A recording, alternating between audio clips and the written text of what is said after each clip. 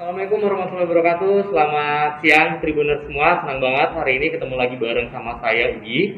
Hari ini kita akan ngobrol-ngobrol santai bersama Ketua KPU Provinsi Lampung. Ada Bapak Erwan Bustami selaku Ketua KPU Provinsi Lampung. Langsung saja kita ngobrol-ngobrol santai dengan beliau. Selamat siang Pak. Assalamualaikum. Waalaikumsalam. Ya, bagaimana kabarnya Pak hari ini? Alhamdulillah sehat. Alhamdulillah sehat Pak. Mohon izin nih kita siang-siang datang ke kantor Bapak, silaturahmi sekaligus mohon waktunya Bapak untuk kita bisa bicara bincang-bincang di Tribun TV Lampung Pak. Nah Pak, ini kan saat ini sedang ramai diperbincangkan bahwasanya tahapan pilkada serentak di 8 kabupaten kota di Provinsi Lampung sudah mulai diselenggarakan Pak. Nah, untuk KPU Provinsi sendiri itu seperti apa Pak? Ya, jadi memang sejak tanggal 15 Juni yang lalu ya, kita di Provinsi Lampung di 8 kabupaten kota melaksanakan tahapan pemilihan kepala daerah lanjutan ya. Nah, dalam rangka pelaksanaan tahapan pemilihan lanjutan dari mulai pengaktifan penyelenggara NU kita di tingkat PPK, sekretariat, TPS ya, dan sekarang sedang memasuki rekapitulasi ya hasil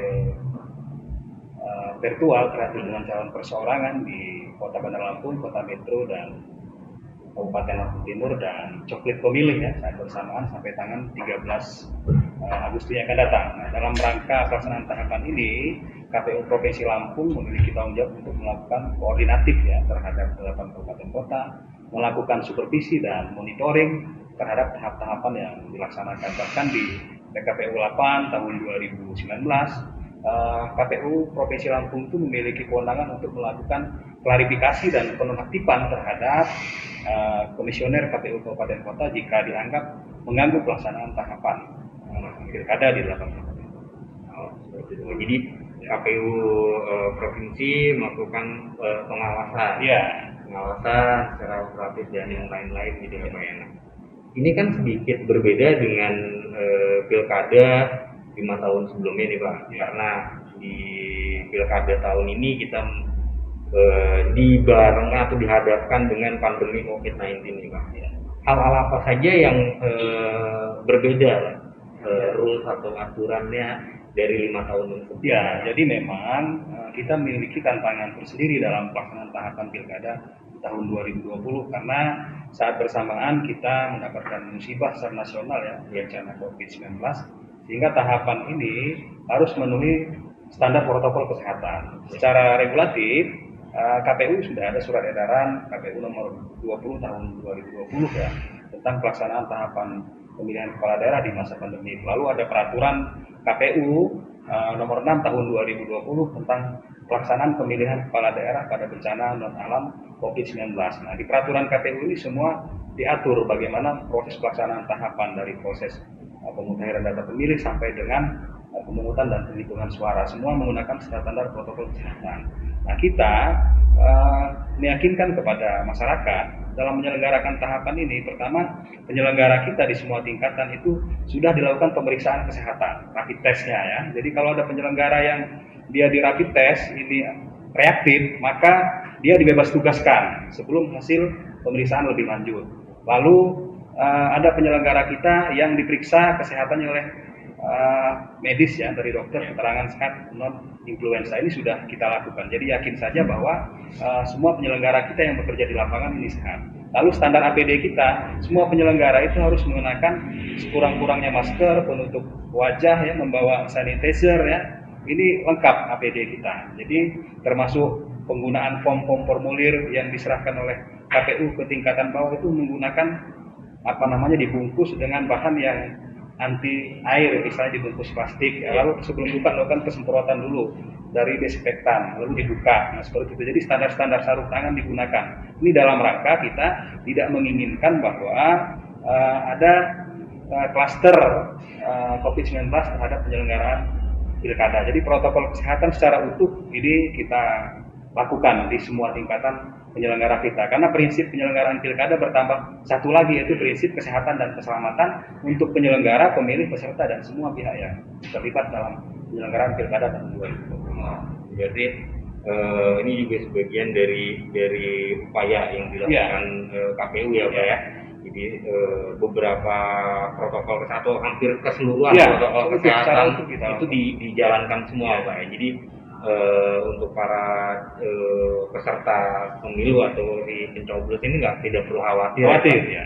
Gitu. Pada saat pemungutan suara itu kan di PKPU 6 sudah diatur, misalnya nanti jadwal pemilih hadir di TPS itu kan pukul 07 sampai dengan 13.00 itu akan diatur jam berapa dari RT berapa ya kan, berapa pemilih itu dijadwal. Sudah itu nanti di sana nanti lokasi ini disinfektan, disemprot terlebih dahulu, disediakan tempat cuci tangan, disiapkan sanitizer ya. Semua pemilih nanti akan diberikan sarung plastik sekali pakai ya, akan diperiksa suhunya. Jika suhunya 37,3 maka dia akan disiapkan TPS khusus untuk menggunakan suaranya. Nah, petugas kita juga APD-nya lengkap di lokasi TPS seperti itu. Jadi protokol kesehatannya sangat ketat. Ya, kita sekarang sudah hasil koordinasi kita dengan pemerintah daerah ya.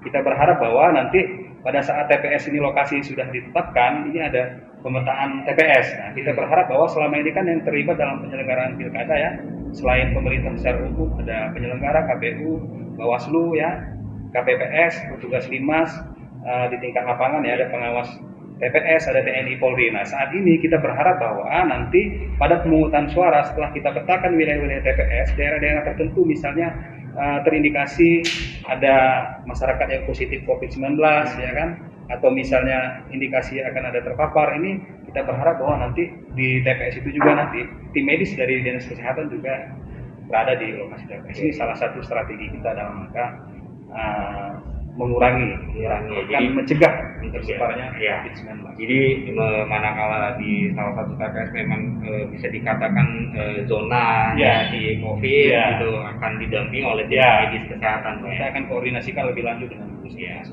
Memang ini sedikit berbeda dan merupakan PR besar untuk KPU ya Pak.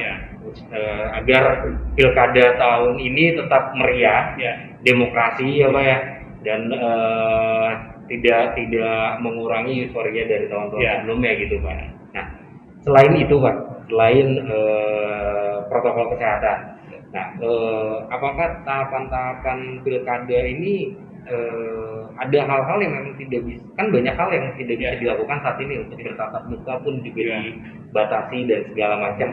Nah, untuk mengantisipasi hal tersebut dari KPU apa nih Pak? Ini jadi semua kegiatan ini kan kita prioritaskan menggunakan daring ya, dalam jaringan. Ini yang sudah kita lakukan. Jadi penggunaan media-media seperti ini sangat kami butuhkan dalam proses pelaksanaan tahapan yang melibatkan stakeholder atau secara umum ya. Nah, ini yang kita lakukan. Jadi media daring menjadi hal utama kita dalam melaksanakan kegiatan tahapan. Jadi ada hal-hal juga misalnya yang memang tidak bisa kita lakukan daring karena ada misalnya daerah tertentu yang dia black spot ya, perbatasan ya. Nah, sehingga harus dilakukan. Tapi itu protokol COVID ya. Nah, memang yang melibatkan ada 4 potensi yang melibatkan cukup banyak dalam proses tahapan penyelenggaraan ini. Pertama, verifikasi faktual dukungan calon perseorangan, karena di Provinsi Lampung saja ada 3 kabupaten kota yang masyarakatnya di verifikasi faktual itu cukup banyak ya, ratusan ribu. Nah, ini sudah dilakukan di tahap pertama, nanti pasti ada masa perbaikannya. Yang kedua, yang akan melibatkan cukup banyak lagi adalah coklit ya. Kita ada 4.400.000 lebih pemilih yang terdaftar di AKWK yang harus dicoklit oleh 10.000 lebih petugas PPDB kita. Ini kan banyak mobilisasinya. Jadi dia menggunakan penuh protokol kesehatan. Yang ketiga, masa kampanye. Nah, masa kampanye ini tentunya peserta ini kan melakukan kampanye ya, baik tatap muka dan dialog, pertemuan terbatas. Memang dia diatur jumlah-jumlah pesertanya yang memperhatikan kapasitas tempat pertemuan ya. Lalu di daerah zona hijau pada saat sekarang ini masih memungkinkan kampanye dalam bentuk rapat umum yang dihadiri oleh 50% dari kapasitas lokasi kampanye. Zona hijau kita ya pastinya nanti kan nih kalau sekarang kan zona hijau itu seperti Kabupaten Pesawaran kita lihat ya, sudah itu Waikanan ya, ada 3 yang zona hijau. Nah, Mudah-mudahan kita berharap nanti di menjelang pilkada yang oranye dan kuning ini masuk menjadi zona hijau. Nah ini masih dimungkinkan juga kampanye rapat umum kita melibatkan partisipasi masyarakat cukup banyak. Tapi bisa dilakukan media daring juga rapat umumnya. Lalu ada lagi bentuk kegiatan yang melibatkan orang banyak, pemungutan penghitungan suara hari H. Jadi seluruh pemilih kita harapkan ke TPS ya, penyelenggaranya cukup banyak, pihak terkait cukup banyak. Nah, ini potensi-potensi ini tentunya ya kita utamakan standar protokol kesehatannya ya kita laksanakan secara utuh. Dan kita berharap bahwa masyarakat jangan ragu untuk menggunakan hak suaranya pada hari H. Ya, seperti tadi di awal oleh Bapak sudah dijelaskan bahwasanya baik hal sekecil penyerahan kertas suara pun itu protokol kesehatannya sudah dijalankan ya Pak. Jadi untuk masyarakat tidak perlu khawatir gitu. Karena pemilih akan diberi sarung tangan plastik nanti. Sarung tangan jadi pada saat dia mendapatkan surat suara dia sudah memakai sarung tangan. Nah, nanti dia ke TPS kan, pemilih lalu mencoblos dengan alat coblos, tetap menggunakan sarung tangan. Setelah mau keluar, nanti dibuka sarung tangannya, tintanya tidak lagi mencelup, ditetes. Jadi tidak bersentuhan, ditetes keluar. Seperti Jadi betul-betul diperhatikan secara detail Pak ya untuk protokol kesehatannya ini untuk masyarakat atau para pemilih tidak perlu khawatir untuk datang ke TPS ya Pak. Nah, seperti itulah. Baik Tribuners, kita masih ngobrol panjang nih dengan Ketua KPU Provinsi. Nah Pak, kemarin saya lihat juga di beberapa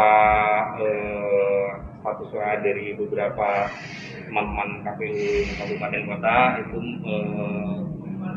menggerakkan coklit ini. Nah ini mungkin ada Tribuner juga yang belum begitu aware Pak dengan coklit itu seperti apa tuh Pak? Maksudnya seperti semacam aplikasi atau bagaimana tuh Pak? Ya, jadi coklit itu kan begini, kita pencocokan dan penelitian pemilih. Jadwalnya dari tanggal 15 Juni sampai dengan tanggal 13 Agustus. Jadi waktunya itu.